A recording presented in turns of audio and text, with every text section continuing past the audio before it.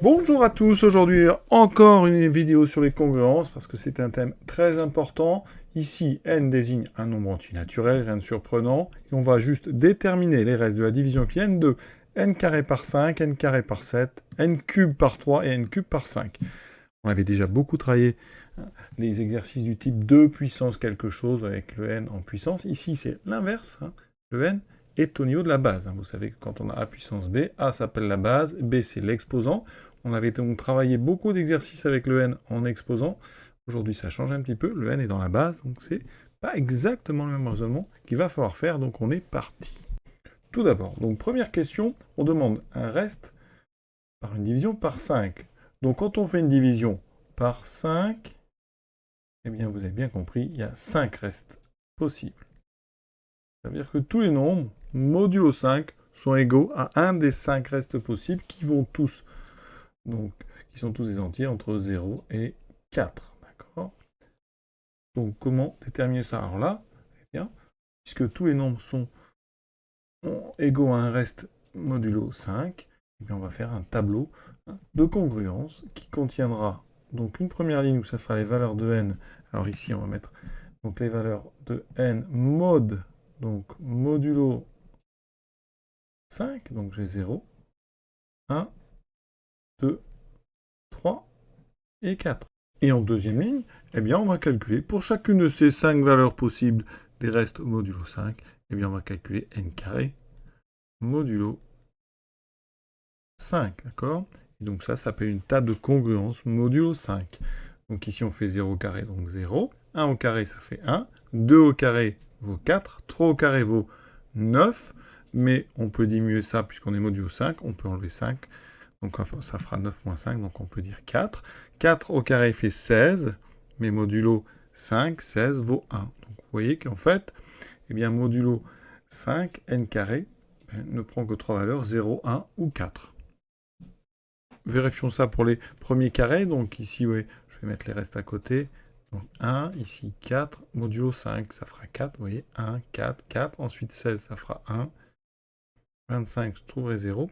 Et vous voyez que ici, si j'étais parti sur 0, on aurait bien 0, 1, 4, 4, 1. Et après, il y a répétition. 36, ça me donne 1. 4, 4, 1. Et 0, oui, 0, 1, 4, 4, 1. 0, 1, 4, 4, 1. Donc ça corrobore notre travail. Je précise quand même que vous devez ici vraiment diminuer vos nombres pour avoir comme valeur proposée un reste, d'accord, par une division euclidienne, donc un nombre entre 0 et 4.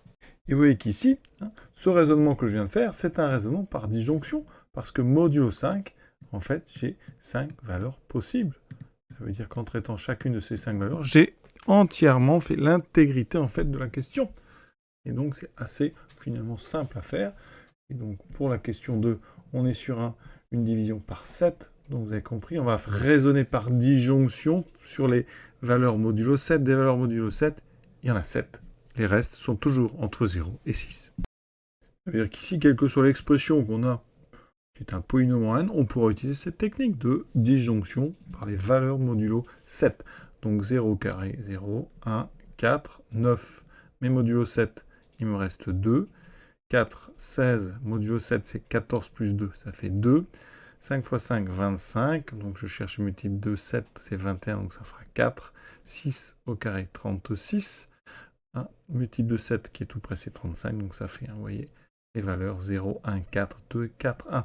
Et après, ben, si vous voulez pour 7, comme 7 est égal à 0, eh bien avec les compatibilités avec les multiplications, eh bien 7 au carré sera congru à, donc ici, le même que 0 au carré, donc 0, etc. Donc vous voyez qu'ici, c'est un raisonnement qui est assez sympa parce que en étudiant uniquement cette valeur de n, on a entièrement répondu à la question.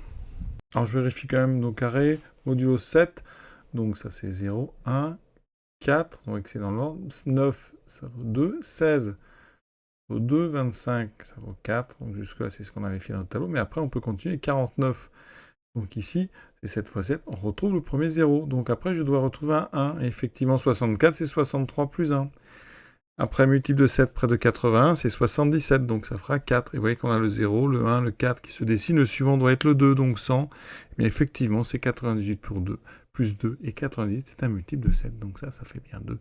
Et la suite sera forcément 2, 4, 1, 0, etc. C'est cyclique. Cette technique, elle marche, je l'ai dit, pour toutes les expressions qui sont des polynômes en n. Parce qu'à chaque fois, on utilise des additions et des multiplications. Et donc, on peut utiliser finalement ce raisonnement par disjonction. Alors, quand on est modulo 3, ça va très vite, parce que modulo 3, un nombre vaut soit 1, soit 0, soit 2. En tout cas, il est congru soit à 0, soit 1, soit 2. Et donc, on n'a que 3 calculs à faire pour faire le problème. Donc ici, c'est du cube. Donc, un cube modulo 3 vaut soit 0, soit le cube de 1 qui vaut 1, soit le cube de 2 qui vaut 8. Mais 8 modulo 3, vous enlevez 6, ça fait 2. Vous voyez que les cubes valent 0, 1, 2, 0, 1, 2, etc. Regardons les premiers cubes. 1, donc le cube de 0. Donc ici, modulo 3, ça fera 0. Le cube de 1 vaut 1. Le cube de 2 vaut, donc, alors je vais écrire plutôt les cubes tout de suite, vaut 8. Donc modulo 3, ça fait 2. Ensuite, le cube de 3, c'est 27. 27 modulo 3. On est sur 24 plus 3, 27, c'est un multiple de 3, donc ça fait 0. Vous voyez, 0, 1, 2, 0. Le cube suivant, 4 au cube, 4 fois 4, 16 fois 4, 64, modulo 3, ça vaut 1. Le suivant, donc 0, 1, 2, 0, on doit s'attendre à 1, 2. Le suivant, c'est donc le cube de 5, qui vaut 125. Et il se trouve que ce 123 est un multiple de 3, donc 125 est bien congru à 2 modulo 3. Et vous voyez qu'on a bien ce cycle qui se met en place. Et on finit avec la quatrième question. Alors, on va réutiliser le premier tableau, sauf qu'ici, ce n'est plus les carrés qui vont m'intéresser. Ce sont les cubes, donc j'efface ces valeurs. Mais j'ai encore, donc ici, modulo 5, j'ai encore 5 nombres. Donc au cube, 0 au cube, ça fera 0. 1 au cube vaudra 1. 2 au cube vaudra 8, mais modulo 5, ça vaut 3. 3 au cube vaut 27, mais modulo 5, ça vaut 2.